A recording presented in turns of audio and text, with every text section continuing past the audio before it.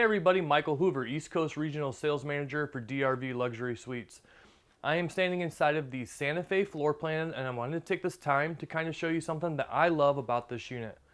This unit is kind of a rear entertainment, obviously. What I love is that it separates itself from the kitchen, so you have a nice big gathering area with a L-shaped sofa on the off-door side, 2 recliners, and a big entertainment center taking up the rear end.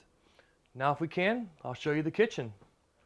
So just like the rear entertainment, this kitchen offers a huge countertop area. You have your dishwasher, a sink, plenty of storage. One thing I absolutely love about this kitchen is you have a really nice pantry here with sliding trays that come out. And then these 2 huge doors right here is where your washer and dryer is going to go. Now if you don't want a washer and dryer, something we've done here is really made a really nice pantry. But this kitchen separates itself from the living room, and it's just a huge space, plenty of countertop to really prep and prepare your food. So now we'll go on up to the upper deck. So up here we're going to have obviously our bedroom.